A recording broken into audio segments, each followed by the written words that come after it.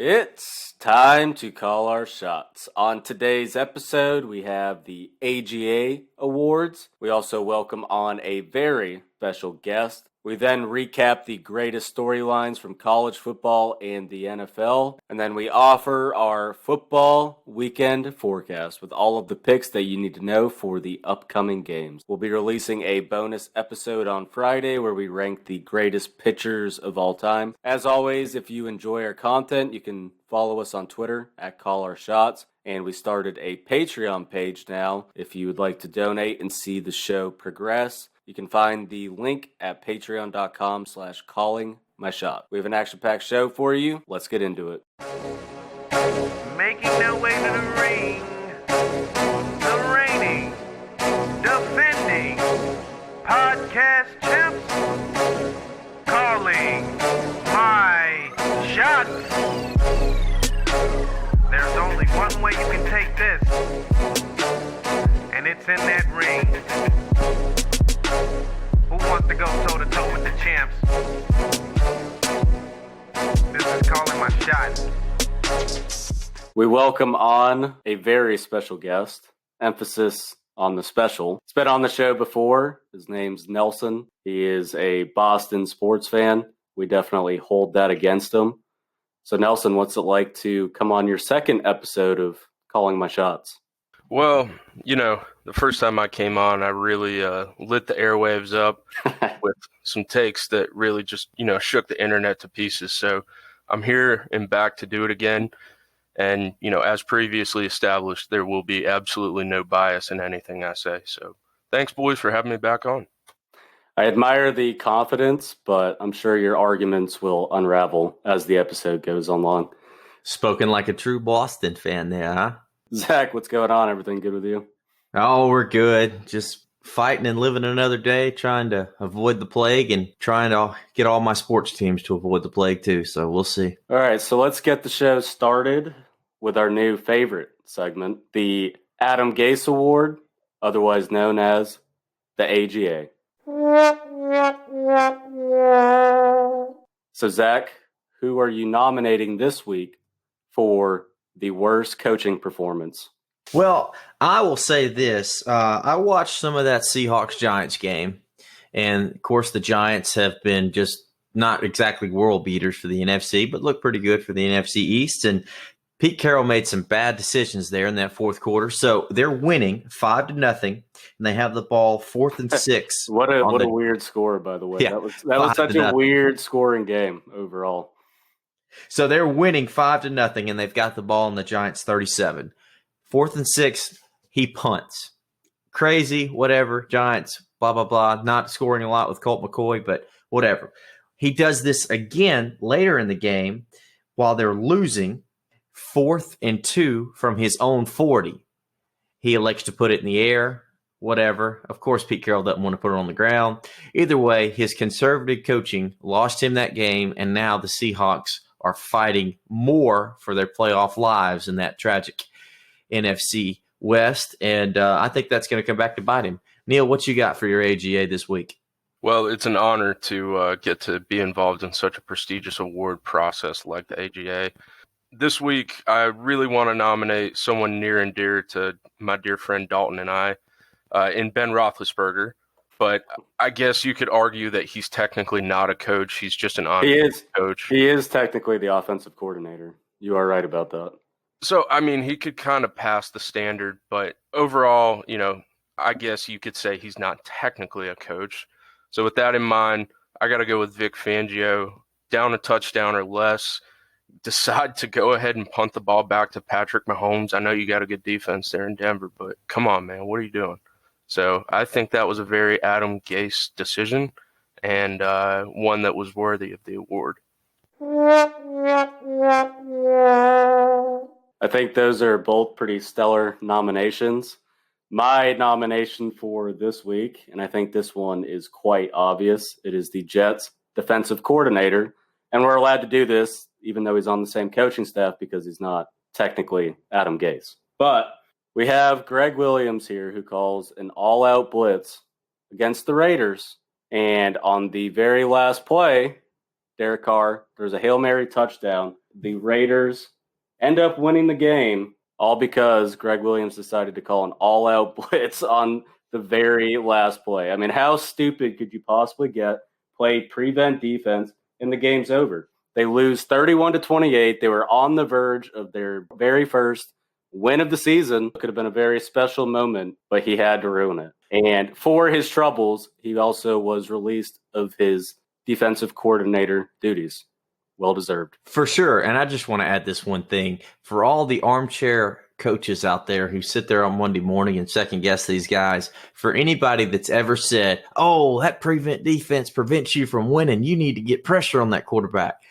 There you go. You finally sent somebody, you sent the house, and you lose the game. So take that for what it's worth. I'll agree with that and say that shit only works in middle school and high school, and anywhere beyond that, college and the NFL, it's not going to work. And I also did want to point out that there has been a rumor floating around the internet that Adam Gase is actually Greg Williams' worst enemy. And, I could see that being true after that call. I think he was just like, you know what, to hell with you, Adam Gase. We're both going down. You're going to lose this game too.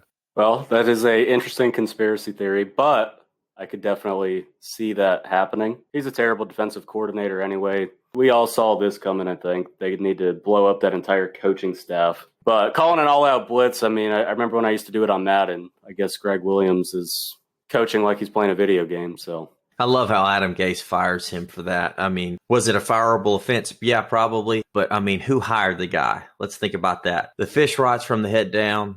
It's the truth. That is a great analogy. So let's move into some college football discussion. Breaking news. We have Michigan, Ohio State. The game just got canceled, which completely disrupts the Big Ten. It disrupts the Big Ten's chances of getting someone elected to the college football playoff. It'll be interesting to see. Apparently, the athletic directors from the Big Ten are going to meet on Wednesday to kind of discuss if they're going to alter the rules and potentially have Ohio State and Indiana play again. Because if you weren't aware beforehand, the Big Ten clearly stated in their rules that you have to play 6 games in order to be eligible for the conference championship. So a couple of questions to ask you boys. One, how does this impact Ohio State's chances of making it to the college football playoff? And do you think that they should actually adjust the rules to allow Ohio State to compete in the Big Ten championship? So I got to say, it's ridiculous that the Big Ten is even contemplating changing their entire rule structure just for one team. If I was an Indiana fan, I would be more than upset right now that this possibly could be happening. But that being said, I do think Ohio State probably is the best team and the only one who can really compete with Alabama, Clemson, Notre Dame. I guess I hope that they make it, but it's a double-edged sword. Right. Indiana, technically, if the Big Ten doesn't alter the rules, would represent the East from the Big Ten Conference. And this is easily Indiana's best team they've ever had. You got to think the fans are ecstatic. And they actually played Ohio State really close. I mean, the game was 42-35. For sure. All right, here's my deal on this. So when a conference puts a team into the playoff, I saw on USA Today, they said that $549 million went to conferences and schools that made the 4 playoff, the Rose, the Sugar, the Orange, Fiesta, the Peach, and the Cotton Bowls, the playoff games, right? 33 other bowl games made $99 million. So you're talking about $450 million that they're going to miss out on if Ohio State does not make the playoff. Because let's be real, Tom Allen's done a hell of a job there, but they're not making the playoff this year. They're going to miss out on a bunch of money if they do not change that rule. And, whether we like it or not, money talks. So I think it's going to get changed. Do I think it's fair to Indiana? Probably not. Ohio State is getting some favoritism, but, when it comes down to it, Indiana should have beat Ohio State if they wanted to make the playoff. So money talks. Let me ask you this. If it was any other team in the Big Ten that wasn't Ohio State, even if they had a comparable record, do you think the Big Ten would even consider discussing this, or is it just because it's Ohio State who is the entire conference? Michigan would get the special preferential treatment as well. They're a big money school. Maybe not everybody else, but Michigan for sure. Do you not think so? I don't know. It's tough to say. It's kind of like the SEC and Alabama. There's always one team that sits atop of the conference and that, the athletic directors literally just suck up to. So tough to say. It was a thought that I had and something that I think could be questionable. I could see Michigan also getting that preferential treatment, but at the end of the day, Ohio State is their Alabama, and they're going to treat them like that. So another big thing that came out today, and I'm going to let you two talk this over because you guys would know this better than anybody. Shane Beamer is reported to being the next University of South Carolina head football coach. Give me some thoughts. What do you think? It's a new era. Us Gamecock alums, us Gamecock fans should be rejoicing because we no longer have to deal with Will Muschamp, the worst coach we might have ever had. I also am ecstatic that a lot of the former players are coming out and supporting this guy. He's also the son of legendary coach Frank Beamer, who coached the Virginia Tech Hokies for 29 years. He's been developed under some great coaching staffs, like Lincoln Riley over in Oklahoma. He coached with Steve Spurrier, obviously. I think he was a guy that crushed the interview process and that no one was really expecting South Carolina to make the hire. But a program like South Carolina, you kind of have to take a chance on someone because you're not going to attract the Matt Campbells of the world or the most high-status coaches. So taking a chance makes sense. I'm a little bit concerned that he doesn't have any head coaching experience, but I think the fact that the players love him and that he has such great ties to the program should be beneficial, and he seems to be a really great recruiter. It did kind of piss me off that all the reporters just gave him softball questions, like asking about his dad and stuff. And it's clearly a good old boy network down in Columbia. We know how it works. We'll see. It was an interesting hire. I wasn't expecting it. I am all the way on board. I am so ready to be heard again. Just similar to Dalton, I am also, unfortunately, a Gamecock fan and one who cares a bit too much with all the pain they put me through. But bringing on some fresh talent, some fresh perspective for our team is just what I think we need. Obviously, Boom was a player's coach. Everyone loved him. He was a great recruiter. He had the team fully behind him, but I think Shane can establish that and actually fix the attitude problem that appears to be going on with our team. So all aboard the Shane train. I think he's going to run Columbia up that East Coast and just run everyone out of the Big Ten after we beat the SEC. Did you really just say the Shane train? Us Gamecock fans have the best nicknames. We're kind of known for that in our program. I'm like 50% in on this hire. I still would have rather had Billy Napier, but we'll see what happens. And also, Ray Tanner doesn't exactly have the best track record of hiring coaches. So I'm 50% in, but Shane Beamer gives me a little bit of optimism. I was reading today. It sounds like, I don't know if Napier in South Carolina just mutually agreed not to go, or some sources were saying that Napier said, no, I'm not interested. Man, we talked about this before. The guy turned down the Mississippi State job. He thinks he's destined to be the next Dabo or Saban. Is he waiting for the Texas job? What's this guy doing? I mean, he's got some balls to be saying no to these schools if he is. Yeah, I mean, it's really going to flake on him if a program like that doesn't turn around and offer him a job, especially because you have another guy, Matt Campbell, who I think would be the favorite to win a job like Texas. And I think is probably the hottest name out of all the coaches right now. One of the names I was kind of curious that Hugh Freeze in South Carolina, there was rumors, but obviously that didn't pan out. Jamie Chadwell, your Coastal Carolina coach. I'm surprised they didn't go in the state pipeline and snatch him up, or at least give him a look. Yeah, he's done a hell of a job at Coastal, and he does have head coaching experience. Beamer just crushed the interview process. Seems like everyone loved him. All the players loved him. And I think because of his ties to Spurrier, that really sold a lot of people. And it also helps whenever you have a legendary coach as your father and Frank Beamer. So let's move on. We can now dismiss the Urban Meyer rumors that were surfacing last week. He says he's not going to come out of retirement to replace Herman. So we just alluded to this a little bit earlier. Texas might go after Matt Campbell. To me, that seems like the best hire that they could make. And if they can't get Campbell, I don't see them replacing Herman. What are your guys' thoughts? Herman's 31-18 in his tenure at Texas, and they're 3-0 in bowl games, but they're also 1-4 against Oklahoma. What's weird is Tom Herman was actually Urban Meyer's offensive coordinator in 2014 when they won the national championship. So I'm with you. I think Matt Campbell's on that list. There were some kind of little tidbits sprinkled out there about Jim Harbaugh, but that just doesn't really seem like it'd be a logical choice. Yeah, Harbaugh doesn't really seem like a Texas guy. No. I can really imagine it. I don't think the khakis would fit in too well down there. It's just, hilarious to me that Texas has all the money in the world. They have a very, very loyal fan base. They've got state-of-the-art athletic facilities. They've got everything you could want, tradition, and they still can't come back. So, I mean, come on. What else do they need? I'll tell you what they need, Zach. They need a man named Urban Liar. Because I remember a time when Urban Liar said he wasn't coming out of retirement for the Ohio State job. And what did he do? He came out. It's a Power 5 big name school like Texas. I think if Tom Herman does hit the road, I bet you Urban Liar does come back out and he coaches them. Just my take. I could see it. What does that say that you get fired only for your old boss that you used to work for to come in to do your job? Man. It'd be a tough pill for Tom Herman to swallow, but I think you could see why at the end of the day with someone like Urban Meyer. Oh, you need a big name. Hey, here's your doomsday scenario, Texas. Urban Meyer takes the job and takes Tom Herman as his offensive coordinator. Talk about some troubles in paradise.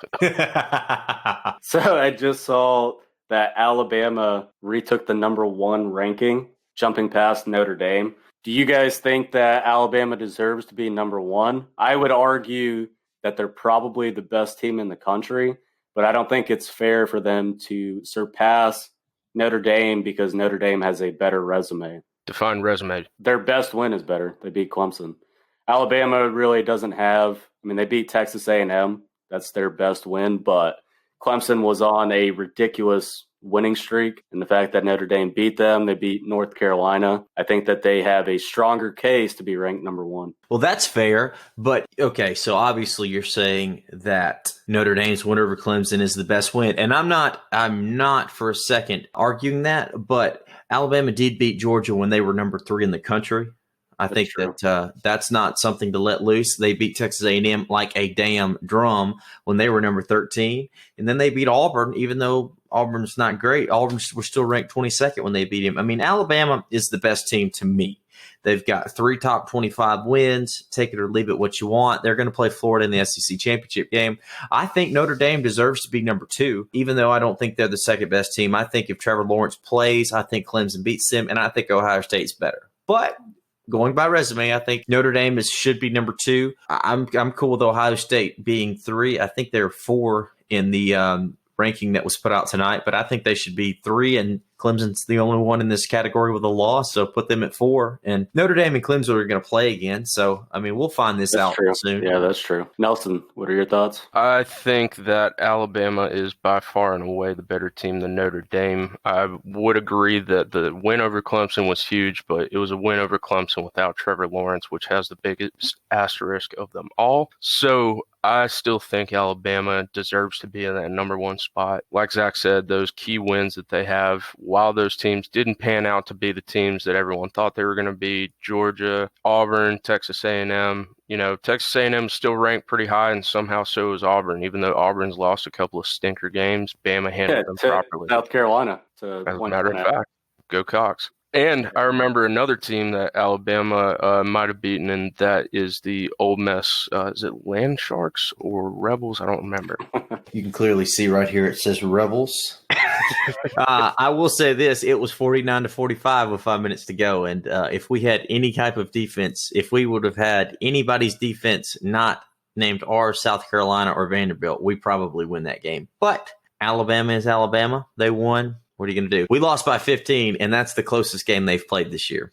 They scored the last-second touchdown. And my reason for making that joke was purely to say that they can survive those shootouts. I think, Clemson might give them a shootout. Ohio State might too. And that Alabama offense still will pull away in that fourth quarter when you think they'd be tired. My goodness. Mac Jones, Najee Harris, Devontae Smith. I mean, you're talking about 3 legitimate Heisman contenders if they were playing individually in a separate year from the other ones. My goodness. I honestly, and I know this sounds crazy because they have not won anything yet, but I would seriously consider saying this is better, if not just as good, than Joe Burrow and those guys last year. Because this team, I mean, I'm going to disagree with it just because of LSU's schedule last year. We're not going to see as many games played out of Alabama, and they really haven't been tested the same way that LSU was. So let me just say this. If they play Clemson, Notre Dame, or Ohio State in this playoff, and they put up 45-plus in each game, 50-plus, yeah, they're in, to me.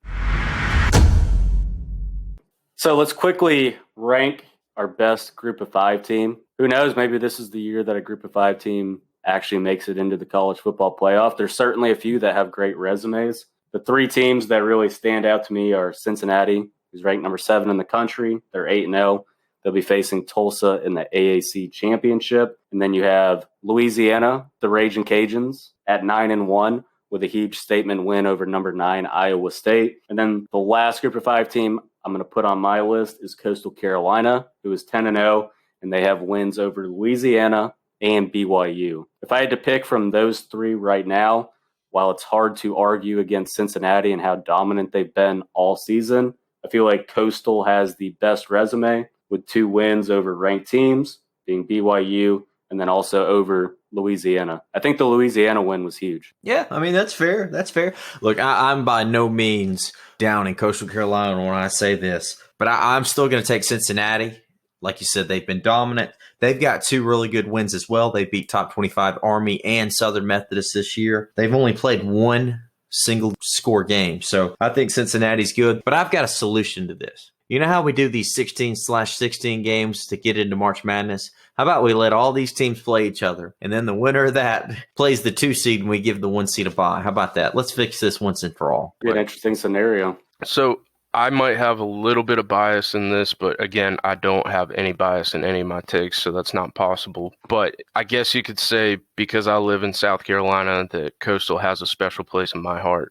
But I still think that those wins on their resume outshines the others, and I think Coastal should have a fair chance at this, including, them running the rest of their schedule and not choking after that BYU win. I still think that they honestly would be a fun team to watch go. Have they done enough to generate college football playoff discussions? Should we put them in at the number 4 seed? Are they really better than Ohio State, Clemson, Notre Dame, or Alabama? I think that they have done all that they can. But still, no, I just don't think that their resume is going to be strong enough to even be close. If, for whatever reason, they did play Cincinnati, then I think you could move one of those up to like 5, but I still don't think that they should be in. What about you, Neil? I'm just feeling, like I said, no bias whatsoever, but I feel like it would be fun to watch the Chanticleers make it to the playoff. Hey, they won a national championship in baseball, and DJ just won the Masters, so program's getting a little bit of love. Their field is ugly as hell, but they're starting to get some spotlight anyway.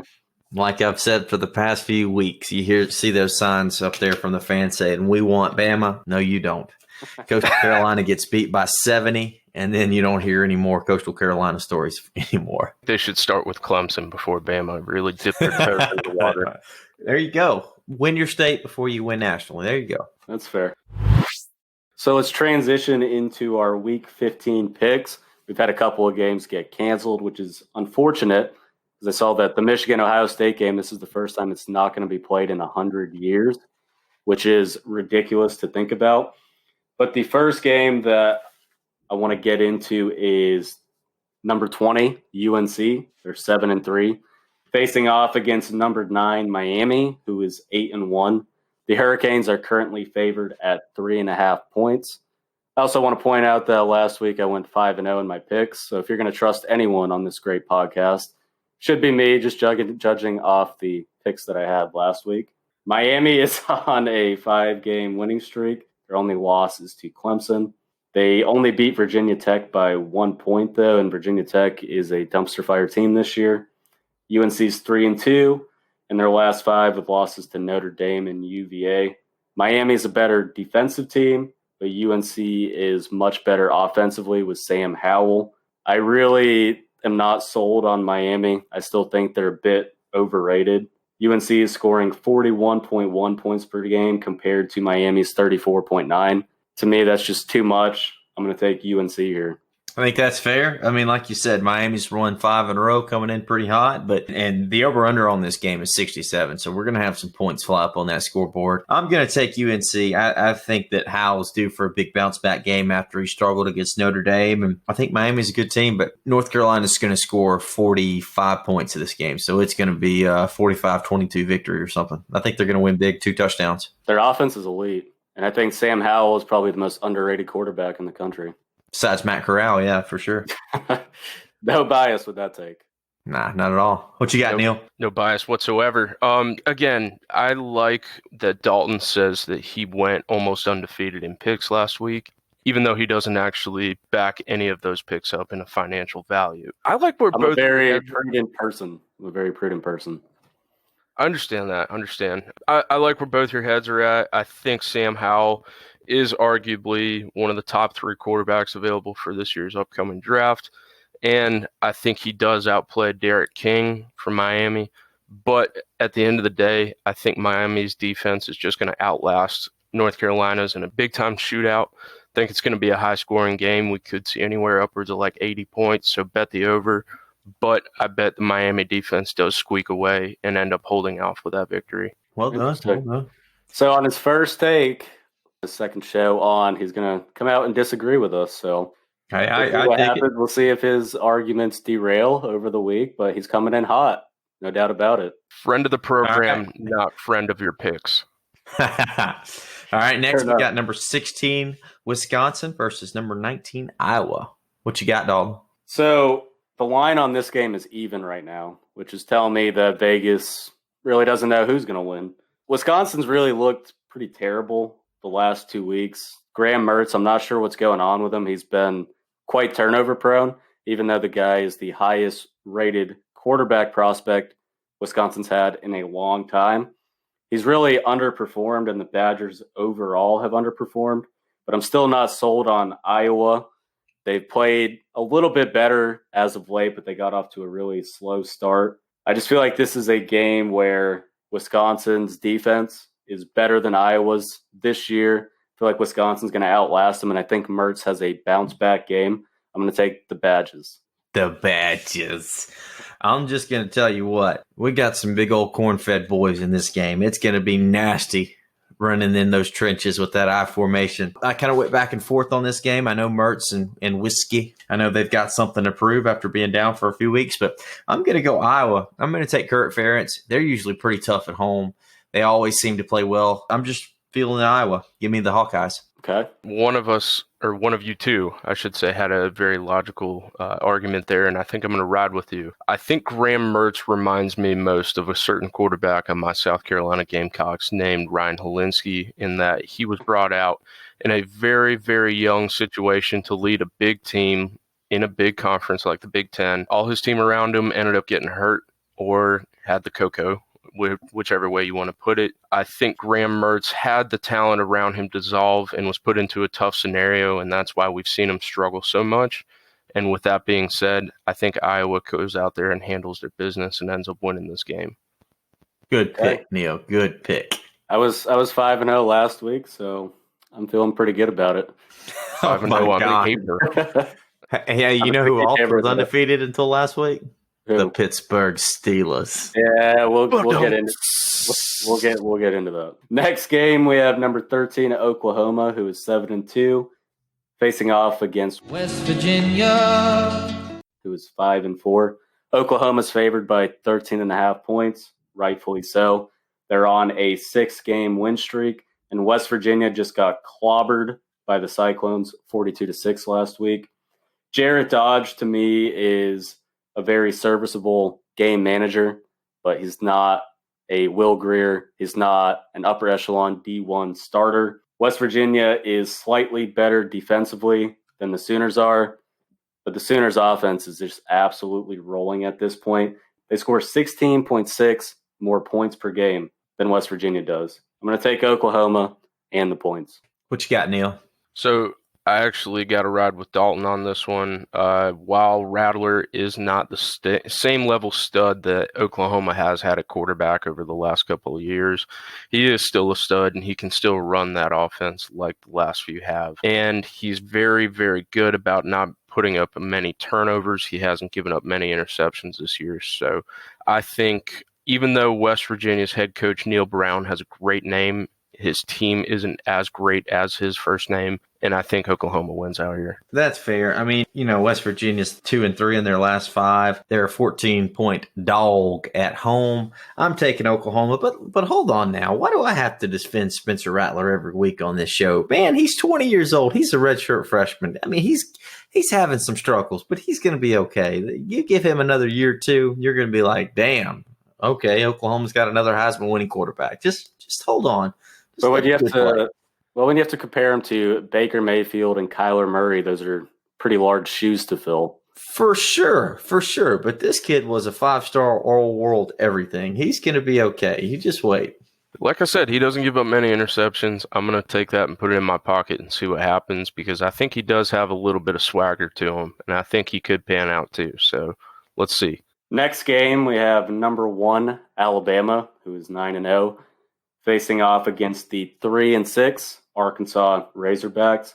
The line on this game is ridiculous. Alabama's favored by 32 points. Felipe Franks has actually surprised me this year. I think he's played really well and definitely better than he ever did at Florida. Arkansas has had moments where they've been a really tough out this year. They got hosed on a couple calls against Auburn. I know Alabama's going to win, but I think 32 points is a lot. And Arkansas has really played a lot better this year and shown a lot of improvement. I think that they can cover the points. 32 is a lot. It is a lot. You're right. Sam Pittman in Arkansas lost a heartbreaker last week to Missouri. It was pretty brutal. Felipe Franks didn't even play. They've got a young sophomore named KJ Jefferson who played a little bit the tail end of last year, but, man, he looked pretty darn good. Granted, this was against Missouri's defense, but I'm like you. 32 points is a lot. Arkansas's defense has really struggled of late. I think this is going to be one of those games where they're up 35-10 at half, just like this LSU game. Scored 20 more points in the third quarter and just pull everybody. So I'm going to take Alabama to cover. I don't really think there's a reason to ever bet on Arkansas in this game. Historically that's speaking, fair, but it's just a huge spread. It is a huge spread, but I think Alabama still goes out there and covers that with ease. I don't think the mullet man, Felipe Franks, even if he does play, is going to have enough to handle that Alabama team and all the points that they're going to put up. So I'd go ahead and put the alligator swamp on Alabama if I was a bettor. So our last game that we're going to predict, we have number 16, the fake USC, who is 4-0. Facing off against 3-2 UCLA. The fake USC are 3-point favorites, which to me is a little bit surprising. I figured that they would be favored by more. I know UCLA actually has a winning record now, which surprised me when I saw it. But Slovis has played really well. The fake USC has been rolling as of late. I think it's going to be a shootout. It's going to be a high-scoring game, both very offense-oriented teams. I just don't think UCLA is there yet. I'll take the fake USC and the points. And the points. I hear you. I mean, USC's 4-0. Slovis has played pretty good for the Trojans. I just don't see Chip Kelly and his trickery and his expensive eating habits for his team being able to bail them out. I'm going to take the University of Spoiled Children and those Trojans to pull this out. I like that name a whole lot more than USC. I think I'll forever call them the spoiled children. I also think they will end up winning this game, though, pretty easily. I think Big Clay Helton out there is going to take that Pac-12 conference and actually make it a little bit more interesting than just Oregon or one of the Washington teams every year. I think that they do cover this, but they end up losing the conference to Oregon, unfortunately, this year. Hey, the Buffaloes have looked pretty good, too. They're 4-0, and I think they're ranked like 21 now. They can make it happen, too. You never know in that Pac-12. Yeah, so let's kick it over to some NFL coverage. We have the Browns upsetting the Titans 41-35. They absolutely steamrolled them in the first half. Tennessee started to make a late comeback. But this game surprised the hell out of me. I never give credit to the Browns. I always pick against them, but maybe it's time that as a biased Steelers fan, I finally change my opinion, even though we clobbered them this year when we played them. But that was a impressive win for them. It was probably the best win the Browns have had in the last decade, so got to give them a little bit of respect here. It was pretty good. They were up 38-7 at half, and I was like, what is going on? But, Baker also threw 4 touchdowns, but they slipped up. I mean, if the game might have been 5 minutes longer, I think Tennessee may have tied it up. You can't run if you're down. They also held Derrick Henry to 60 yards. We'll see. 9-3. I still don't buy him as a fully legit AFC contender, but, they're proving me wrong week after week, so.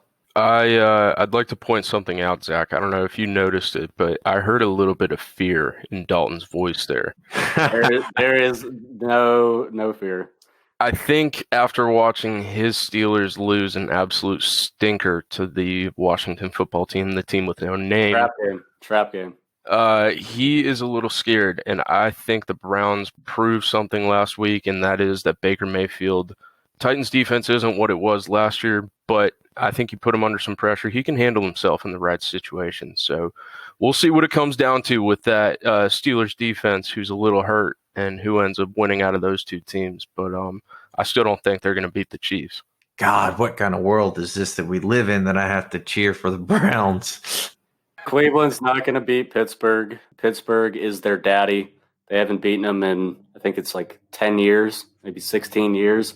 Even though the Steelers' defense is a little bit debilitated right now without Bud Dupree, they still can get after the quarterback. And as soon as TJ Watt gets up in Baker's face, Baker's going to throw a pick six or an interception. They can't get it out of their head. The Steelers dominate them. So let them enjoy this win for now, but they're still the Brownies. Mike Hilton is going to be all right back there. Where did he go to college again, Dalton? Mike Hilton, I think, is the most underrated defensive player in the NFL. No one gives him credit. I'm not disagreeing with you. He is a pivotal piece of the Steelers' defense. I still heard a little fear in that rebuttal there. Dalton, you're showing a lot of emotion right now. Yeah, I guess so. Next game, we have the Lions upsetting the Bears. The Bears lost 34-30. This was also surprising. This last week was full of upsets, clearly, in games that no one saw coming. The bad news bears of offense are getting a little bit better. Mitch Trubisky played okay, but he tends to fumble the ball a lot. I was surprised by this win for the Lions, but maybe they're rallying around having an interim head coach and Matt Patricia finally being gone.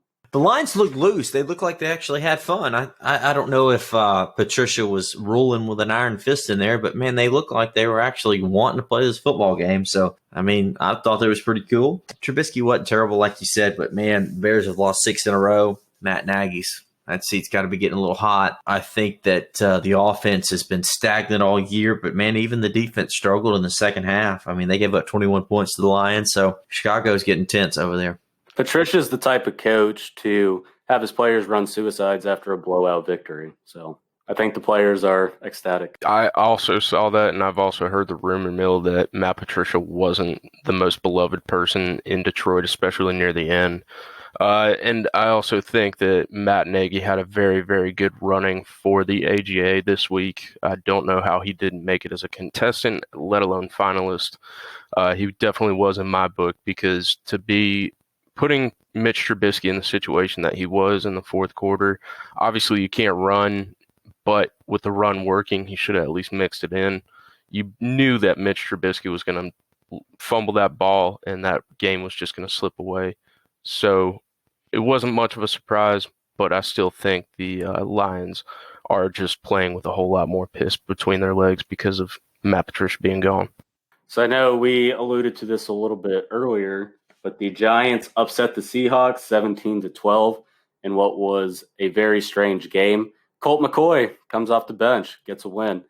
He's actually not a terrible backup. He's one of the better backup quarterbacks in the league and can be serviceable at a time.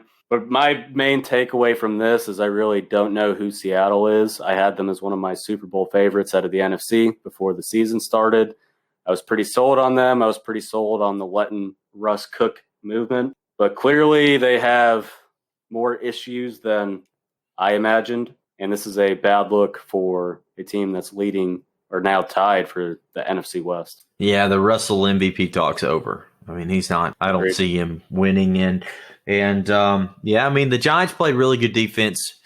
more than you would really expect them to. Metcalf and Lockett still had some catches, but nothing huge. They kind of kept the big plays to a minimum. But yeah, I mean, hell, the Seahawks are 8-4, right in the thick of that division. But the damn Giants are 5-7. They were 3 games out of a first draft pick. Now they're leading the division with Washington right there. So I think this says more about Seattle than it does about the Giants. I think this could be chalked up as a fluke game, even though McCoy played okay, which is good. I've always kind of liked McCoy and I hope he does well. But yeah, the Seahawks got some shit to figure out. Agree completely. I think Colt McCoy had himself the best game of his career out there last week. But that being said, Russell Wilson might have had one of the worst. I didn't think this was going to happen, even though, it was a trap game for the Seahawks. A lot of people were heavy on them in Vegas. Didn't think the Giants were actually going to pull it off and win outright.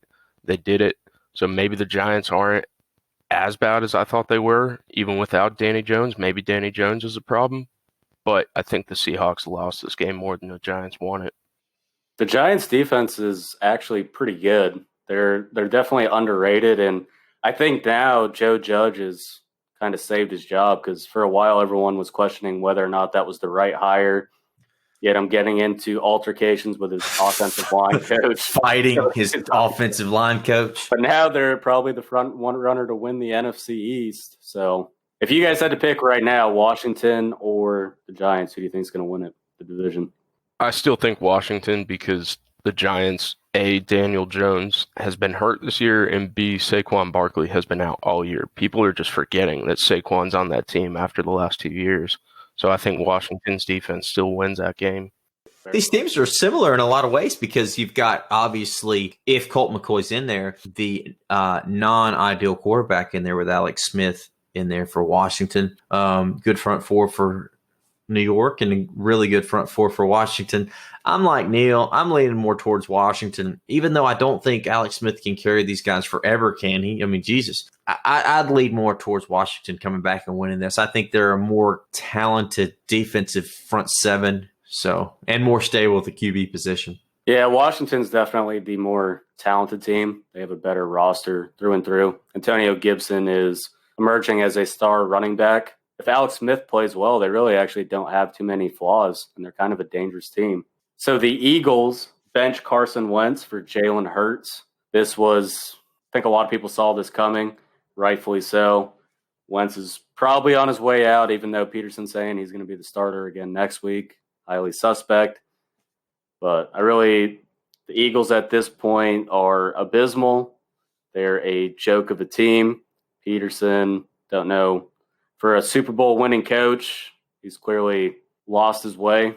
It's a bad look for Eagles fans. He was also my AGA award winner this week because what is the definition of insanity? It is doing something over and over and over and expecting a different result. Carson Wentz just hasn't been the same since he got hurt that year. I think it was 2016. He just ain't got it. I don't know if it's a confidence thing. I don't know if it's a technique thing. I mean, you kind of see something similar in Cam up there in New England. He's not playing really good at all, but they're still winning games, so it kind of gets a little overshadowed. But I think Carson Wentz needs a fresh start somewhere else. I don't know why you had to come and attack us out of nowhere like that, us being the Patriots, but you know what?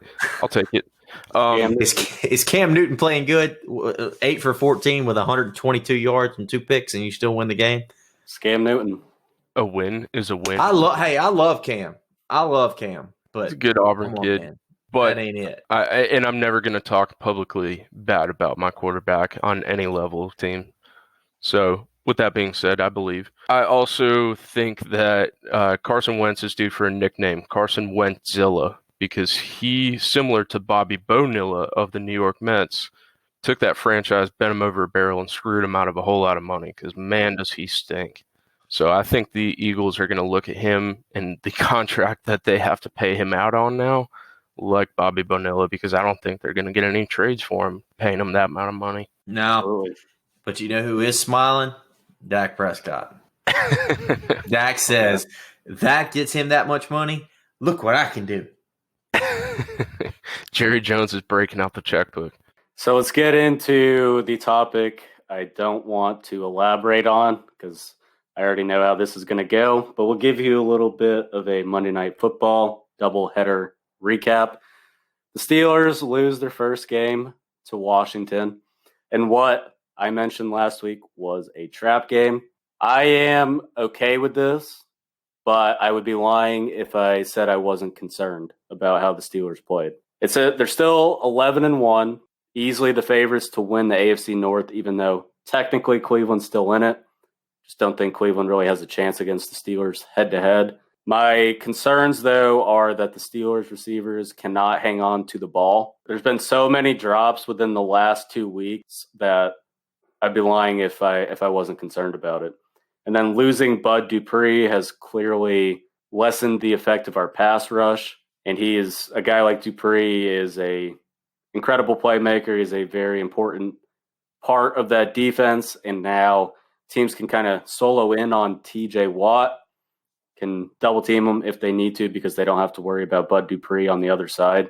So I am concerned about the loss because it was to Washington, but we'll see what happens next week against Buffalo. If the Steelers beat Buffalo, then I'm just going to chalk this up as a trap game and get ready for the playoffs. I mean, that's fair. Like you said, they were due for a bad game. I think that Washington played a pretty good football game. I mean, they held Pittsburgh to one score and 3 opportunities in the red zone, which was, pretty good considering that the Steelers are near the tops in the NFL in offense. So one thing I will say, what you're regarding to, is I think you're right. I think this was just a fluke game for the Steelers, but they do not need to finish 15-1 because no 15-1 team has ever won the Super Bowl. So just keep that in mind. You don't want to fight history, so lose another one. No bias whatsoever, but I would like to point out, Dalton, that there's no chance the Steelers are going to win a Super Bowl, so you shouldn't have that on your mind at all. Why not? Why not? So without James Conner, the Steelers' running game is anemic. I agree. But when Conner comes back in, and if he's running the ball effectively, the Steelers are one of the most well-rounded teams in the NFL. They're still 11-1 and going 11-1 in the NFL. Doesn't matter who you're playing week out. Anyone can beat anyone week after week. They're still a dangerous team. I'm sorry. Let me put a correction in there. I misspoke. I forgot about the 84 49ers that went 15-1. So there is one. There is one. Good, but there's still, I think, 7 more that didn't. So still feel good about what I said. With that being said, professional journalism by Zach, and I would like to point out one stat and one stat only to Dalton as to why the Steelers will not make the Super Bowl, and that is 296 passing yards.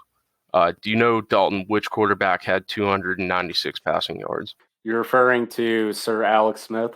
Alex Smith, yes. He exposed that new Steelers defense without Bud Dupree and proved that even Alex Smith can put up 300 yards on that defense. Alex Smith has been playing better. He's had 2 good weeks. He hasn't just torched the Steelers defense. I don't know, but I will say there are some other AFC quarterbacks who may do something similar to that defense, just to a much greater capacity because they're a little bit better than Alex Smith.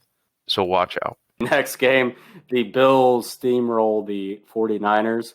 Josh Allen played one of his best games of the season. They looked virtually unstoppable, and that was a nice win for them, and they are rolling. I'm going to piss off the relative Patriots fan here, but, man, I've said it before. I'm high on Josh Allen, man. He's got every tool in the book. He's big. He's fast. He's got a laser. Man, it's all in here in his decision-making. I mean, he showed you what he could do. The 49er defense is depleted, still injured, riddled. Take it for what it's worth. But he played a hell of a game. And, man, if that defense plays well, Buffalo's going to be a tough out in the playoffs. Agreed. I completely agree, and I am okay with you coming at me for that one because I think the Buffalo Bills are for real. They've had a couple of tough games this season where they didn't look as great as they did yesterday, but yesterday Josh Allen proved that even against a tough defense, he can step up to the plate and win those games. I think that's going to be important for him making it to the playoffs. They're definitely making it, and I feel like they might make it a few rounds in. I don't mean to look too far ahead in the future, but yesterday proved that Josh Allen is ready to play those tough defenses and stand up to that challenge. There's only one team that scares me in the AFC, and it's the Chiefs. Buffalo's good, but we'll see what happens next week. I still think the Steelers are easily the number 2 team in the AFC, and I'm feeling good about their chances. I don't know. Not going to argue with you. But if Buffalo wins next week, I'll be concerned. If Buffalo They're wins next week, I'll be very concerned. well, I'm saying if Buffalo wins next week, they're my number 2 in the AFC. Without a doubt. And Dalton, you were talking. It would be tough to argue against that. I would say the Bills don't really have a running game, which I think the Steelers can key in on, and Josh Allen really hasn't faced a pass rush like the Steelers yet. So we'll see how he performs under pressure. Sure. It should be a hell of a game. But I'm just saying, to me, the winner of next week's game is the clear front runner to challenge the Chiefs. Yeah, that's fair. I can't argue with that. So let's make our Week 14 predictions, starting out with Sir Nelson's Pats facing off against the Rams. The Pats are somehow 6-6. They're in the hunt. This is arguably Bill Belichick's best coaching job. But I still really don't know which team's going to show up week to week. They're the most unpredictable team in the NFL. And I'm sure as a Pats fan, you would be frustrated this season watching them play. I think that the Rams are still one of the better teams in the NFC. We broke this down earlier, and I still have them listed as a Super Bowl contender. I'll take the Rams to win this one, and I think they win it pretty easily. If Cam Newton is playing very badly, and they are 6-6. If Cam Newton was playing average, they would be 8-4. If Cam Newton was playing well, they could be 10-2.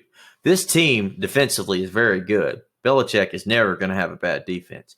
To me, it all depends on what Cam Newton does. I'm going to take the Patriots. I think that they can beat the Rams just like they did last time in the Super Bowl. But to me, it's going to come down to Cam Newton. And if he's average, they win. If he's above average, they win. I'm going to take Cam and the Patriots. I just think that he's due for a good breakout performance. You're going to get Sir Nelson a little too excited before he goes into this matchup. Got a little twinkle in my eye after hearing Zach is on the Patriots. And, I'd like to point out something that I found in my statistical research. I am not a statistics man. I'm not a math man. I'm a football man. But in my statistical research, I found that Sean McVay had 2 weeks to prepare for the Patriots defense in that Super Bowl and put up 3 points. I'd like to point out that Sean McVay has 3 days to prepare for this Patriots defense. And Jared Goff has still been looking shaky. I think the Patriots handled their business. Again, no bias whatsoever, but I think the Patriots went outright. You're talking of bias. Let me say this for the record, just for all calling my shots listeners out there. I hated Tom Brady. And I hated Tom Brady, but not for the reason that a lot of people think. I hated Tom Brady because I loved, when I was a kid, I was always the Patriots on video games, and I loved Drew Bledsoe. And I hated that Drew Bledsoe got replaced. So that's why I always hated Tom Brady. So just wanted to point that out before I get called a Patriots lover. Living in South Carolina as a Patriots fan, I've heard much worse reasons to hate Tom Brady than that. So I love Bledsoe, man. I had a Bledsoe shirt. Yeah. They made the Super Bowl in '96. It wasn't like he did a bad job. I mean, I think they made the right choice. For sure. Not going to argue, but that doesn't mean I have to like it. This is a revenge game for McVay. I like his chances. I think Aaron Donald's going to cause a lot of pressure. If you guys enjoy our show, we created a Patreon page. We have some really cool tiers. You'll have to read them, but one of them is where you could be like Sir Nelson and come on the show. We have that on one of our exclusive tier lists. So if you're interested and you want to support the show and see it grow, our link is patreon.com/callinmyshots. Yeah, drop us a like, leave us a comment. Let us know what you think. Some quality content on there, and that's, again, no bias in my takes. If you're a crazy enough individual, I'll do my Ed Ogeron impression for you. Zach does have a good Coach O impression. All I'm going to say is we didn't play well against Alabama, but fuck them. We're going to beat them next time. We're going to beat them a week after that. We're going to beat them in recruiting. We're going to do it. Go Tigers. So, leave a like for that. Next game, we have the Titans facing off against the Jaguars. Mike Glennon is looking surprisingly good. The Titans they've had a roller coaster season, to say the least. They make every single matchup interesting. They might miss the playoffs at this point. Who knows? I mean, New England actually has a chance to surpass them for that third wild card. But I don't think that they choke this game away. If they do, I would almost say that their season is over. While they did look terrible in the first half against Cleveland, they did bounce back, put up a lot of points. Their receiving core is still dangerous. And Derrick Henry at some point will get going. The Jaguars cannot stop the run. So this to me is a Derrick Henry game. The Titans ground and pound the ball. I'll take them to win this one. Mike Vrabel and his offense should have the easiest job in the world. All the Titans have to do is hand it off to Derrick Henry and throw A.J. Brown on a slant route. And you're going to score points all day long. I mean, my goodness. But you're right. You're exactly right. I think Derrick Henry's bounced back and for a big game. I think the Titans are going to get back on track. I don't think that Mike Glennon, let me say this, the Jacksonville people would crush Mike Glennon in a vice if they cost him their chance at Trevor Lawrence. So they're not going to win this game. They're not going to win any more games. But good on Mike Glennon for playing well. I want so badly to see Doug Marrone win this game, and I think if he had a healthy and strong team beneath him, he would, because I think Doug Marrone isn't the problem there. I think he's a good coach. But Mike Vrabel is coming off of a stinky loss to the Browns. I think he's going to win pretty easily. I'd take the points in this game along with that money line. But at the end of the day, I do want to see Doug Marrone win, and I hope he does well in his next role. Next game, we have a very important matchup for the NFC playoffs. This is very intriguing, and I'm going to go out on a limb here, call for the upset. I'm going to take the Vikings to beat the Buccaneers. Zach and I discussed this last week. I do think that the Vikings are going to make the playoffs. Kirk Cousins has been playing a lot better. They've been kind of on a tear lately. I know last week it was a close game, but they still pulled it out.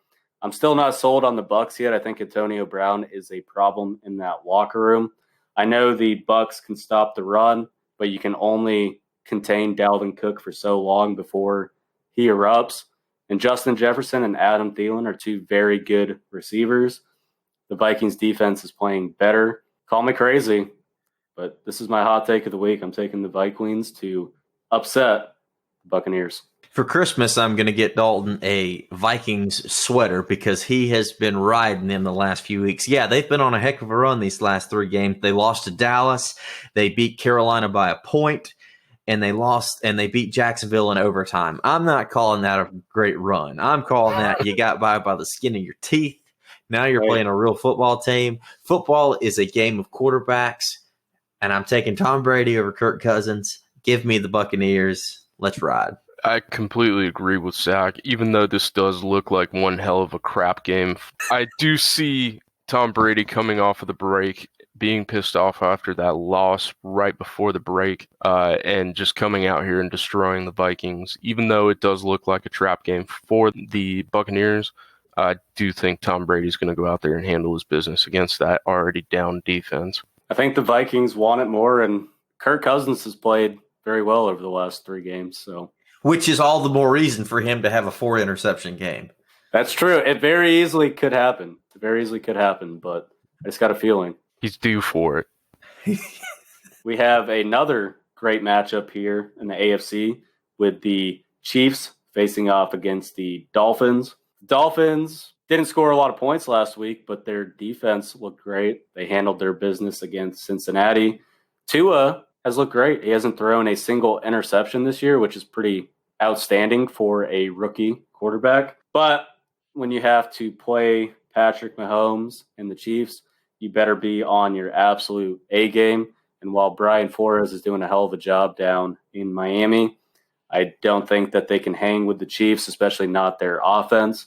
So I'll take the Chiefs to win this. This is going to be a good game, and even with Claude Edwards-Helaire off questionable, I don't know if that's going to be enough for Miami to be in this game. Like you said, Flores is doing a hell of a job. They're 8-4. Got a really good young core defense. Tua's playing well. I think it's going to be closer than some may say. The spread's 7. I'm going to say it's tighter, but I'm still going to go the Chiefs and Mahomes. Yeah, I really like this Dolphins defense. You know, it's tough for me to say as an AFC East opponent to them being a Patriots fan, but I think this Dolphins defense is phenomenal. I think they're going to go out there and really give Patrick Mahomes a run for his money, and then their alarm is going to go off, and Patrick Mahomes is going to roll into town and beat the absolute brakes off of them. I love what B-Flow's doing down there, but he's not ready for this Patrick Mahomes offense, and it's not going to be a close game. Good take. So next, we have the Denver Broncos facing off against the Carolina Panthers. The Broncos are a terrible team this year. They're good defensively, but Drew Lock clearly isn't the solution. And the same thing remains true. John Elway doesn't know how to draft a quarterback. Doesn't know how many more he has to whiff on before he's in jeopardy of losing his job. I've been saying this for a while. Elway is the most overrated general manager in the National Football League. I think that the Panthers' offense is great with Joe Brady as their new offensive coordinator.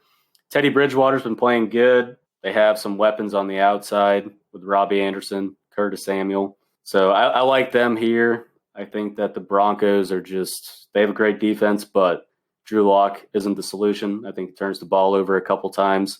That's the difference. I'll take the Panthers. Yeah, I mean, I have to agree. I don't think Locke's the answer there. I will say this. Elway, if he were anywhere else besides Denver having this scenario, I think that people would have talks of him kind of getting the seat hot. But, man, he's responsible for 3 Super Bowls, 2 as a player, 1 as a GM. He's going to have plenty of time to get this figured out. I will say, though, Christian McCaffrey's ruled out at the time of this recording, but I don't think it's going to matter. I think Matt Rule and these guys are going to roll. I'll take the Panthers. So I'm a big against the announcer spread, and hearing you both pick the Panthers is making me really want to take the Broncos because that defense is for real. I think whenever they do get the offensive situation, and by that I mean quarterback situation, figured out, whenever Elway figures out how to pick someone with as much talent as him, they're going to be a disgusting team.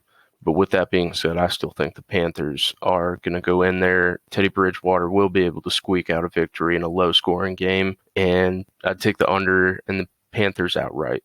Here's your funny scenario. You combine the Bears and the Broncos teams together, make them one team. They still go 6-10. They can't score. They give up 3 points a game, but they couldn't score any. Yeah, I don't think Fangio's the problem. He's a very sharp defensive mind. I think he just needs a good offensive coordinator and a good quarterback, and they can win a lot of games with him. It's definitely personnel. Yep. Next matchup, we have the Texans facing off against the Bad News Bears of offense. So Mitch Trubisky has been quite turnover prone, but he's actually put some numbers up over the last 2 weeks, and he's played a little bit better than even I anticipated. Houston, they still are struggling mightily, even though Deshaun Watson is bouncing back a little bit. I like the Bears in this one. That loss to the Lions was atrocious, but I think they have a bounce-back week and get themselves back into the NFC playoff hunt. I'm going to go the other way. I'm going Houston. I think the Bears, I think Trubisky is just, man, he's just spiraling in mediocrity. I think the Bears offense, I mean, they got Montgomery. They're running the ball pretty well, but, I mean, all they got to do is put 8 men in the box, and he can't run. I don't think Trubisky's going to win this game, so I'm going to take Houston. Give me Deshaun Watson. Let's roll. I don't think I've ever seen a more chokeable team than the Bears. I feel like they will choke at any given time in any given scenario. What about the Pats against the Giants in the Super Bowl, when they were undefeated? No. That was not choking. The Patriots played a fine game. They just ran into a quarterback that was not going to be denied. They ran into someone who decided he was going to be the giant killer, the David versus Goliath. He was David and honestly couldn't be beat. But I do think this Bears team stinks outright. I'm so surprised that they went 5-0, even with the teams that they were playing at the beginning of the season. Didn't think Mitch Trubisky could win anything this year. I thought they were going to be awful, even with the defense. So with that being said, take Romeo. Take the Texans because they're going to run away with this game. Okay, so we disagree. Hot take. I like it. For the next matchup, we have the Arizona Cardinals facing off against the New York Giants. The Cardinals have been reeling as of late. Kyler Murray has had 2 pretty mediocre weeks for his standards. The Giants are obviously coming off a huge win last week over Seattle.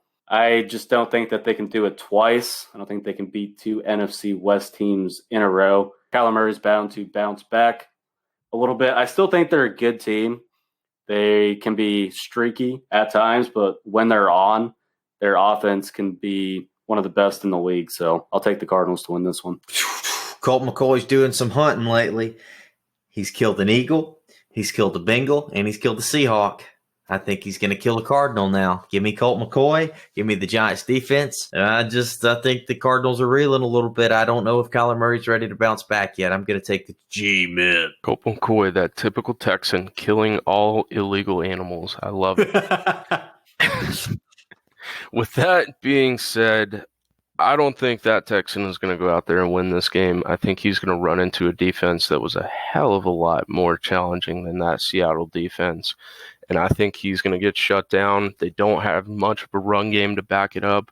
I'd take the Cardinals, and I'd take the points in this outright. For next game, we have the Dallas Cowgirls facing off against the Cincinnati Bengals.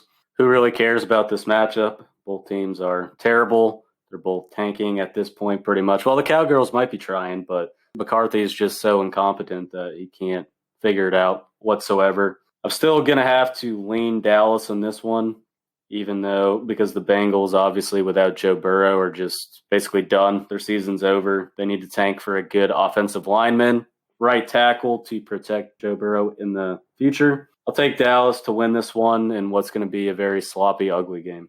I spent some time today looking at the stats and stuff, and I don't know who's going to win this game. I think it's a coin flip. Just because you said Dallas, I'm going to say Cincinnati. I just think that Dallas is great at finding ways to lose. So you mean the Bengals? I'm going to go with my namesake, Zach Taylor, and we're going to roll. Risky pick.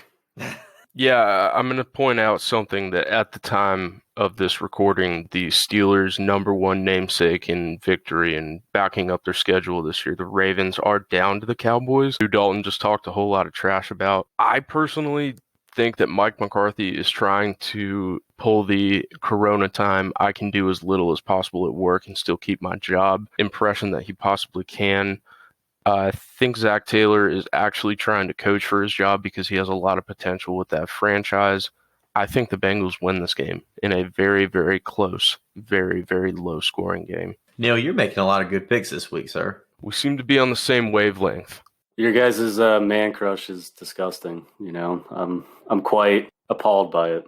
Well, listen, you want a Kirk Cousins jersey for Christmas, and you're saying we got a man crush. I did not want a Kirk Cousins jersey by any means. I just think that the Vikings are an underrated team. I think he does, and I think there's a reason behind it. If he is listening, the previous host who I was able to connect with, Mr. Cliff Torres, did not have many sensible picks, so I'm riding with Zach.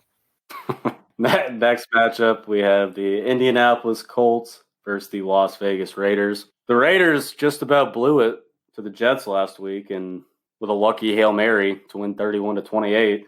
They almost gave the Jets their first win. They got destroyed by Atlanta the week before. It's really been a bad look for them the last couple of weeks, and they do have a win over Kansas City. So don't really know which team's going to show up. If Josh Jacobs plays, that would make a huge difference in their offense because without him, they can't run the ball, and they're not nearly as effective. The Colts are a team that are battling for a playoff spot, but I still think Phillip Rivers is a little bit washed. I'm going to take the Raiders here. It's a really tough game to predict. I'm still not sold on the Colts. This one could go either way, but with Josh Jacobs back, Darren Waller, Derek Carr trying to save his job almost because a lot of people are still calling for his head and prove himself, I'll take the Raiders. I think you said it pretty well. I think both of these teams have been inconsistent as hell the last few weeks / months. I think I'm going to have to agree. I think Phillip Rivers is going to due for a bad game, and I think Derek Carr's due for a good one. They've been skimming by the skin of their teeth. Yeah, give me Gruden, give me the Raiders. I think Indianapolis is actually favored by 3, but it doesn't matter. I'll take Las Vegas. I like where both your heads are at, and I think you make some very good points. But during my statistical research, I came across a very valid point, and that didn't you say earlier on this episode that you weren't a math guy? I'm not a math guy. I'm not a math guy whatsoever. 2 + 2 = 5 in my book. But in my statistical research, I found something, an outlier per se, and that is that it makes way too much damn sense for the Raiders to win this game. With that being said, Colts. Taking Indy. Okay. Next game, we have the New York Jets facing the Seattle Seahawks. Both of these teams are coming off of horrible losses. It's going to be a bounce-back week for someone, and another team is just going to continue to be a joke. I have to take the Seahawks here. I don't think the Jets get their first win. They're still the worst team in the NFL, coached by the worst coach in the league. Seattle needs to bounce back from that atrocious loss last week. They still have a great offense. Their defense is still playing a little bit better, but I'll take Seattle. I don't know if you can see this on my notes here, but it says Seattle versus Jets, LOL. I think that Seattle had a really bad loss to the Giants. I think Pete Carroll's going to wake those guys up. I don't think that's a good sign for Adam Gase and the Jets. I'm going to take the Seahawks, and I'm going to say by 21. I think this is going to get ugly. If the Raiders wide receivers are running all over these guys, just think of what DeKalen's going to do to these guys. So give me DK Metcalf, give me the Seahawks. I, too, think the Seahawks are going to win, but I think they're going to do it in a fashion that is similar to Pete Carroll, in that they're going to pull something out of their ass at the end of the game and win on a fourth quarter last-second drive, because the AGA award clearly states that it is for a poor coaching decision that results in a loss. They no longer have Greg Williams, so I think Adam Gase is going to have that offense fired up, playing all well all game, because that Seahawks defense does stink out loud. And I think it's going to be a nail-biter that comes down to the very last drive that Russell Wilson comes out and does, and then everyone at ESPN says, Russell Wilson for MVP. The Jets are going to be – they're either going to have the ball down 3 with 2 minutes left or whatever, and the Jets ownership's going to be like, whoa, hold on now. Let's not get too crazy, Adam. We don't want to win this game. So you hold off now. Yeah. That's fair. In a NFC North battle, we have the Packers facing off against the Detroit Lions. Lions are coming off a huge win over Chicago, but it doesn't really matter because they have to play the Kings of the North, the Cheeseheads, the Packers, with Aaron Rodgers, who are starting to roll, but I'm still not sold on them overall. They can be suspect at times, but the Lions are going to be completely outmatched here, with Aaron Rodgers slinging it to Devontae Adams, Aaron Jones running the ball well. Give me the Cheeseheads. You know, this is one of those trap games that to me just says Detroit either wins this game or gets blown out type deals. I could see Detroit squeaking this out, but I'm going to go the other way. Give me LeFleur and Aaron Rodgers and those guys. I think Detroit pulled that win last week out of nowhere, and that was purely because they got Matty Pat gone. I think the Packers win here, and I think they win big. In the battle of the two biggest choke artist franchises in NFL history, we have the Atlanta Falcons versus the Los Angeles Chargers. This game's probably going to end in a tie, given that neither team knows how to win, and they both know how to give up huge leads. Should make for a very entertaining matchup. The Chargers last week getting smoked 45-0 to the Patriots. They need to go ahead and fire Anthony Lynn. I'm surprised that hasn't happened yet. This could be better. You know, it could be a battle of two interim head coaches with debilitating choke artist ability. This is a tough game to predict. The Falcons have been playing a little bit better, though. I'll take them to win this one. When I saw this earlier today, I was kind of having the audio of the old movie guys saying, "Who wants to win? Neither of them. Who's going to win? We don't know." Man, both of these teams find ways to lose like more than you can imagine. So I fully predict that one of these teams will have the lead and then give up a late lead and then get it back and then blah, blah, blah, vice versa. I'm going to take the Falcons, and I'm going to say the Chargers are going to blow this lead in like 2 minutes, but the Falcons are going to try to blow it, but they're going to win. I honestly think Raheem Morris is coaching to become the next head coach, and I think he is trying to win this game. Falcons outright big time. Ooh, okay. Next matchup, we have the Washington football team facing off against the San Francisco 49ers. Washington is battling for the NFC East title. They're coming off a huge win over my beloved Pittsburgh Steelers. They've been rolling as of late. They're actually a complete team. Chase Young has really solidified himself on the line, really proven to be worth the high draft pick that they spent on him. The 49ers are a dangerous team, though, and I still am a firm believer that at any given week they can beat anybody just because Kyle Shanahan's that good of a head coach. They got Deebo Samuel back. Jordan Reed starting to step up a little bit at the tight end position. I don't think Alex Smith can do it 3 weeks in a row. Give me the 49ers. Man, you took the words right out of my mouth. I was going to say that, Washington, like Dalton said, they're on a huge roll. They beat 3 of the premier teams in the league with the Cincinnati Bengals and the Dallas Cowboys before they beat the Pittsburgh Steelers. But there's some sarcasm in there. Big win over the Steelers, though. No, for sure. But yeah, I just don't think Alex Smith can do it forever. I think that since even though that San Francisco is depleted with injuries, I still think their defense can pull it out. Give me the 49ers. I'd like to point out that in the last 1 week, you could technically compare the Pittsburgh Steelers to the Dallas Cowboys and the Cincinnati Bengals. No, you can't. So, with that being said, the 49ers are going to win this game. Alex Smith is due for a bad game after having arguably the best game in the last who knows how many years, even before his injury last week. With that said, the 49ers did not look as great last week against the Bills, so I think that the 49ers are going to be pissed off and come out here and win. So we're 3 intelligent sportscasters, and we all mutually agree on this pick. Nothing bad can happen, Exactly. Fade us immediately. Do it now. Next game, we have the New Orleans Saints facing off against the Philadelphia Eagles. This should be a blowout. Can the Eagles actually make it interesting? We'll see. They're claiming they're going to stick with Carson Wentz, but could be benched again at halftime like last week. Taysom Hill is really looking like a pretty good quarterback. Maybe he's going to step in after Drew Brees. And Sean Payton's just showing what a tremendous offensive mind he is. He is one of the most premier coaches in the NFL.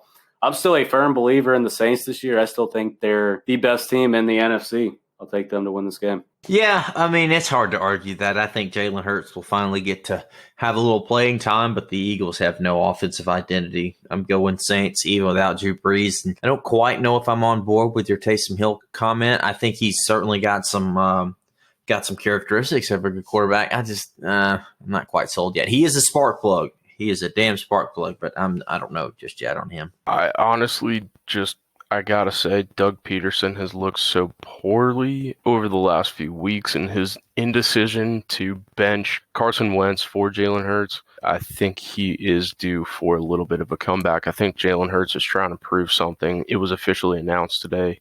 I think Jalen Hurts comes out here, puts on a show. Oh, he's starting? Yes. Officially. Okay.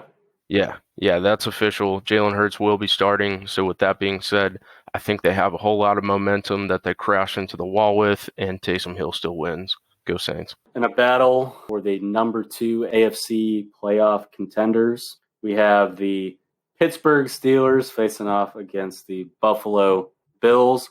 This is a must-win game for the Steelers. They have to bounce back after that loss to Washington. They're still 11-1.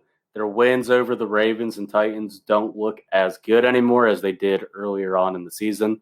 Because what people forget is, at the time, Tennessee was undefeated when Pittsburgh beat them. But in order for all the haters to shut up, and in order for the Steelers to get some spotlight and the recognition that they deserve, they need to win this game. I am a little bit concerned about the Bills' offense and their passing attack. Their running game is terrible, and the Steelers will be able to stuff Singletary no problem. I think the Steelers, though, have an edge here in that they can get after the quarterback. Josh Allen is going to have to scramble a lot. He hasn't really had to face an elite pass rush yet this year. I'm going to give the advantage to the Steelers in what's going to be a great game. Pick the Steelers. Every time you say they're still 11-1, it sounds like you're trying to convince yourself more than you're trying to convince us. I'm just saying. I'm going to tell the other way. I think Buffalo has something to prove. They lost to Arizona on the 15th of November, but other than that, they've won their 4 out of the last 5. I think they're playing well, and nothing against the Steelers. I think this is going to be a big boy football game. I think this is going to come down to the last possession, but I'm going to ride the Josh Allen train. I'm going to go with the Bills and that defense to come through. I too think that the Bills are going to win this game, and I think they're actually going to cover no matter what the spread ends up. Go ahead, take the Bills, put your money on them, because that Steelers defense did not look ready to handle Josh Allen and that high-powered offense. And that Bills defense is still pretty healthy, all things considered. So I think Ben Roethlisberger and that struggling Steelers offense is going to run into a problem that they cannot handle. I think the Bills win here. The only reason that the Steelers offense has really struggled over the last couple of weeks is just with drop passes. If the Steelers receivers could actually hang on to the ball, which they did for the entire season, they have an elite trio with Claypool, Smith-Schuster, and Deontay Johnson, and I would stack that up against any receiving core in the NFL. Deontay Johnson is great after the catch. Claypool is a deep threat, and Juju is one of the most reliable slot receivers. As long as Connor's healthy in this one and running the ball well, the Steelers know how to make adjustments. Their coaching staff is great. They're 11-1 for a reason. Even though, Zach, you can try to refute that and talk shit about that, you would say the same thing. You say, oh, the Chiefs are 11-1. What's the difference? It's the National Football League. You go back in the last few weeks, and I have said nothing of shade or anything against the Steelers. I praise their offense. I praise their defense. They're a really good team. All I am saying is that they're 11-1, and the Chiefs are clearly the front runners in the AFC. And this is a team against this is a game against a really good Buffalo team who has something to prove as well and wants to prove themselves. We're going to learn about a lot of both of these teams this game. I got nothing against the Steelers. I just don't think that they're going to win. They may. And if they win, I'll sit up here and gladly say that they're the number 2 team in the AFC. However, I'm ready for next week's episode already. I do have one big problem with what you just said about Claypool and Co. being going up against any receiving core in the NFL. We all know what the number 1 receiving core is. Ooh. And it's Tyler Lockett and DeKalin Metcalf in Seattle. And yeah, you have said that previously on number 3 more. He's all right. He's not that great. And they don't really have a tight end. The Steelers have Eric Ebron, who, if he can actually hang on to the ball. Oh, watch out. Eric Ebron. Oh, boy. Watch he's a out. Playmaker. He's a better playmaker than Disley and Jacob Hollister. Sure, I'm not doubting that. But I'm just telling you, DK and Tyler Lockett are that far or more ahead of the Steelers, Claypool, and wide receiving core as Ebron is the tight end. I think Big Ben should be in the MVP discussion. Look at his numbers. Touchdown interception ratio is much better than Russell Wilson. He's 11-1. He's having one of the best seasons of his career. And the fact that he's not in the MVP discussion is disgraceful. I'm a little confused as to why the name of this show is still CMS when it very clearly should be JMS, justifying my Steelers, because that's all Dalton seems to be doing. Oh, he said it. Oh, my gosh. That was clever. I got to give you credit for it. So let's move into the last matchup. We have another battle in the AFC North, the Baltimore Ravens facing off against the Cleveland Browns. This game, to me, is really going to show me where the Browns are actually at, because they haven't been able to contend with teams like the Ravens and the Steelers in the AFC North. They already lost to Baltimore once and the Steelers once. So this is a bad matchup for them. And I am still a firm believer that Baltimore is going to go 11-5 and that they're a dangerous team who can make some noise. I've picked against the Browns every single week. I might as well keep doing it, even though they did just beat Tennessee. I still think Baltimore is a better team than the Titans. I'll take the Ravens. I'm right there with you. I pick against them every week, and they've proved me wrong the last few weeks. So I'm going to make a turn. I'm going to take a U-turn, and I'm going to pick them till they lose. So I'm going to go the Browns. I think Baker has another big day. Right now, honestly, I trust Baker Mayfield more than I do Lamar Jackson. We've talked about it before. He was phenomenal last year. He has not progressed. If anything, he has degressed. I don't know if that defense is figuring him out, or maybe he's just not making some trusty throws like he was last year. But as of right now, I'm going to take the Browns. I think that Lamar Jackson and that team, if they want to be taken seriously as a contender in the AFC, they need to make a statement with this game. I don't think they do. I'm taking the Cleveland. So similar to John C. Reilly and Will Ferrell and Step Brothers, Zach, I think we just became best friends because I too think that Baker Mayfield and the Browns will win this game, and I think they'll win it handedly because I think they're trying to make a statement to the Steelers that, hey, you might have that shiny record that you won a few games when everyone was still figuring out their identity earlier this season. You know it because your quarterback and your coach have been around for so long. I think the Browns are going to come out here and make a statement win over the Ravens on their way to beat the Steelers later this year. I think the Browns That win. is a flaming hot That's take. a hot take. I just put my hand. That's so hot. I trust the Ravens defense a hell of a lot more than I trust Cleveland's. And we've all seen that when Baker has to face a great pass rush, which Baltimore still has, the guy folds. There's going to be tremendous pressure on him, and he's going to make some bad decisions. That's going to be the difference in the game. The Ravens need to win this game. It's a must-win game for them. John Harbaugh will have a good scheme for this game. He'll have his guys ready. I'm rolling with him. I'm not here for a long time. I'm here for a good time, and I'm here to point out the truth, and that is that the Browns are for real. And I'm back and forth on them. I've gone back and forth on the Browns. If they win this game and go 10-3, I'll say they're for real. But if they beat the Ravens, I'll say they're for real. I'll admit it. It's taken me a long time to come around on them, but if they beat the Ravens, because Myles Garrett tried to return his helmet to Mason Rudolph last year, you're still holding that against them. Here, I think you dropped this. Just like the Browns in general. They're just a losing franchise. So I don't know if I'll be able to make an appearance the week after the Browns beat the Steelers. So Dalton, I think we should put a little wager down that the Browns end up beating the Steelers. What do you want to put on it? I'd like to say that if the Browns beat the Steelers, you need to make the at least cover photo of the Calling My Shots Patreon, you in a Browns t-shirt for at least a month. Okay.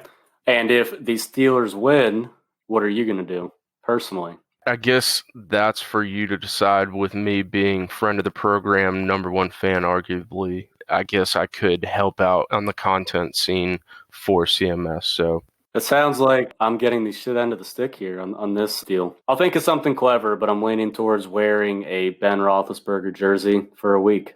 Wow, that would be tough because I am not Ben Roethlisberger's biggest fan. He is a very, very questionable character along with quarterback. With that being said, I guess I can take that and, make that a fair bet. Golden, hey, I'm all for these making bets, but man, you dodged me on the Ole Miss South Carolina game.